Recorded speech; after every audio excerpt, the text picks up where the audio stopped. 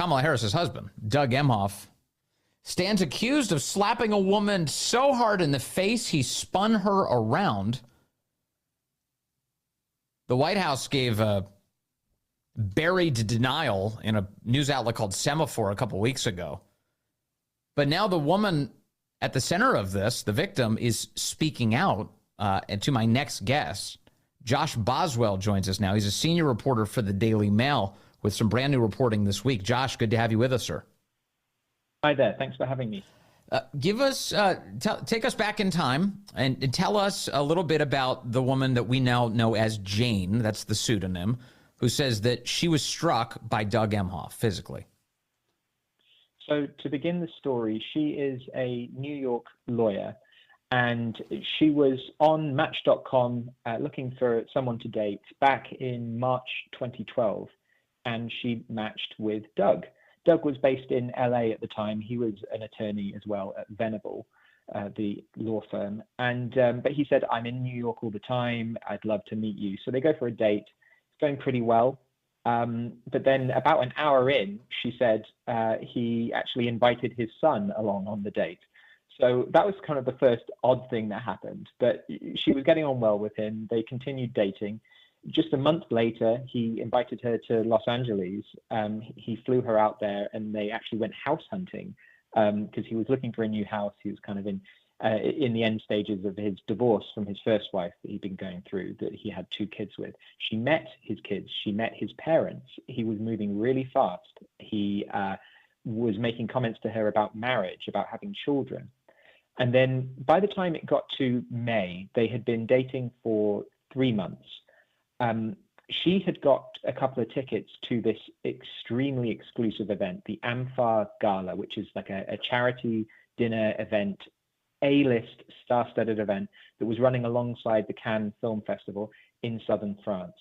So she takes Doug with her, and they're having this wonderful night, she tells me. But then at the end, about 2 to 3 a.m., they're in the line to get their taxi to go back to their hotel. It's a long line. And she decides to hop out of it and go up to the valet to slip him $100 to see if she can get to the front of the queue to get home faster. She says Doug sees her, thinks that she's flirting with the valet, comes up and slaps her so hard in the face that she spins around. She was completely taken unawares by this. It was extremely shocking to her, she told me. And she slapped him back with each hand twice on the face. She gets into the car that the valet is ushering her into, and she's trying to get back to the hotel on her own without Doug, of course. But he forces his way into the cab, she says. And so she's quite worried at that point, and she immediately calls her good friend, a male successful businessman in New York. So he's just kind of going to bed at that time because she's in France, he's in New York. And he takes the call. I spoke to him as well, and he remembers this. She tells him exactly what happened. And then the next day, she questions Doug about it. And he tells her, he doesn't express any remorse. And he uses a tennis metaphor, she said. Because he was into tennis. He said, oh, well, it's no big deal because you got one down the line and across the court, referring to her slapping him back. And so that's the end of it. No apology, nothing like that. So she never sees him again. They exchange a couple of texts afterwards, just her asking him to pay her back for something, him requesting a suit that he left at hers that she promptly threw in the trash. And that's her story. Yes.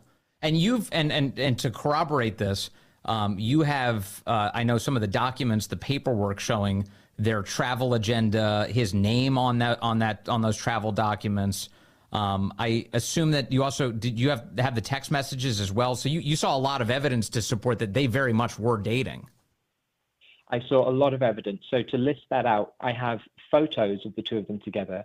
I have the metadata from some of those photos showing that she was in the places that she said at that time. They've got the GPS coordinates. It's got the timestamps on it. Yeah. I also have emails that show, her referring to being with Doug at the time at this hotel. The emails are between her and a friend that she actually went to this Amfar Gala with, along with Doug.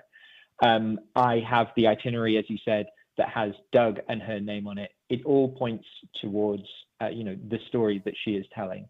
I also spoke to multiple friends, including in this contemporaneous account, the guy who she spoke to immediately after it happened, who say that, her story is exactly the same that she'd told them back, when it happened.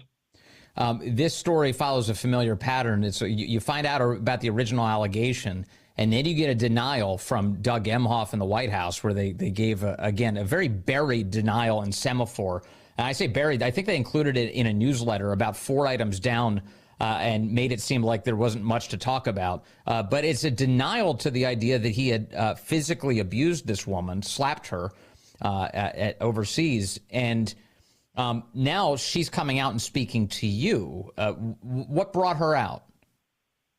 So the way this story happened was back in August, I broke the story about Doug having an affair with his kid's nanny and elementary school teacher. That affair broke up his marriage. He allegedly got her pregnant as well. The school ended up terminating her employment, or she left. It was a sorry state of affairs. We broke that story. That got the attention of Jane's friends.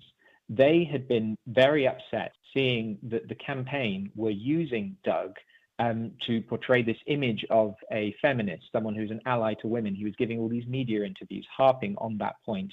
And they knew a very different side to him, this side that Jane had told them about.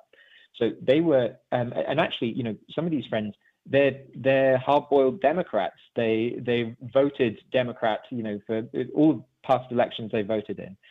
But to them, this story was more important than politics. And it was only when Kamala's campaign, started using Doug as this feminist icon, yes, that they decided to come forward. Jane herself, though, was very reluctant to come forward. When I contacted her, she did not want to be on the record. She did not want to speak out about this. But after I published my story at the beginning of this month from the accounts of the friends telling this incident, Doug denied it through a spokesperson in this small publication and continued to portray himself as a feminist. And that really tipped Jane over the edge. She felt like she needed to speak out and set the record straight. So you mentioned his prior affair with his daughter's nanny. That is something that the White House has admitted to, and they said there was an affair, but they didn't admit to a pregnancy or anything else like that. In your reporting, you reveal that that Doug Emhoff told Jane all about this, correct? That's right, and that's part of what got the attention of these sources. Was when I published that story, Jane's sitting there thinking, "Oh my God, Doug told me about this." So this was when she went to visit him in LA. Remember, I said, a month into their dating, he flew her out there, and she said they were in the car together driving, and she had this kind of weird feeling because he had been going through his divorce with his first wife, Kirsten. She felt like that Kirsten had the upper hand over Doug. She didn't know why. So she asked him outright. And Doug confessed to her, she said, about this affair. He said that he cheated on his wife with he described it as the kid's teacher. And he said that the teacher had accused him of getting her pregnant and causing her to have a miscarriage. This is what he's telling Jane, she said. And he didn't say that there was anything physical. He did say that he got angry at the teacher and yelled at her. That's what Jane told me. And the nanny and the teacher had claimed that this caused her to have a miscarriage. Doug characterized it in that conversation as the teacher trying to pull a fast one on him or was making it up. But after Jane had a slapping incident, she then looked back on that story and saw it in a new light. She kind of, went along with what Doug said at first, but yes, then afterwards she started to think about it again. And so, yeah, he's been telling this story, it seems, and admitting it even 12 years ago. Can you tell me what you think of the White House's response and the Kamala Harris's campaign response or lack thereof to all of this? I'm struck by the fact that you are, Josh Boswell, a reporter for the Daily Mail. People might not realize this, but the Daily Mail is one of the most read news sites on the entire planet. And yet they're acting like they don't have to respond at all to this. They're pretending like it doesn't exist. What does that tell you?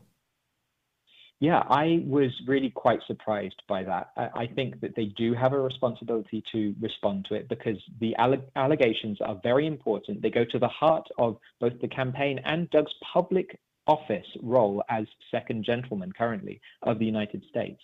And we need a response on this. He's portraying himself as a feminist. The campaign is doing the same. And yet these allegations that are, backed up by multiple sources with documentary evidence are credible, and so they need a response. The White House not responding to it, I think, it appears to me to be a strategy of just hoping that it will go away, and it hasn't. I'm continuing to report on this.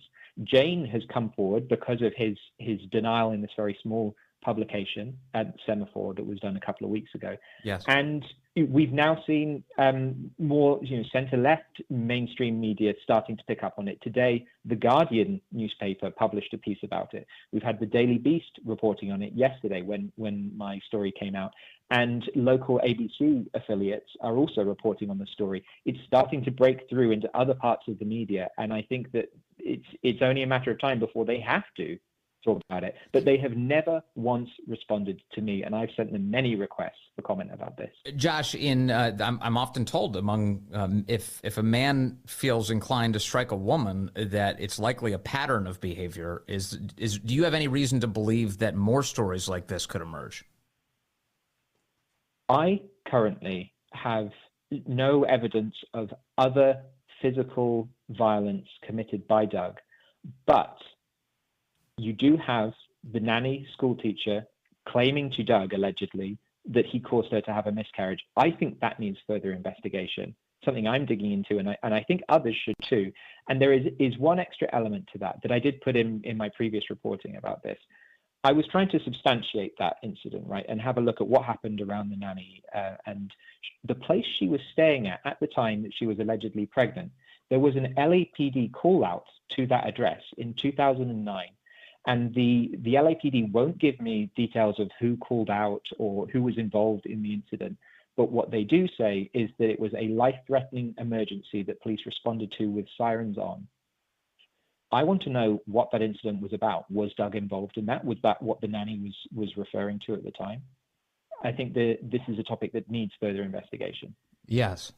Finally, do you know if that's unusual? Does the LAPD usually withhold the details of a 911 call like that? Or is this special for people that are related to Kamala Harris?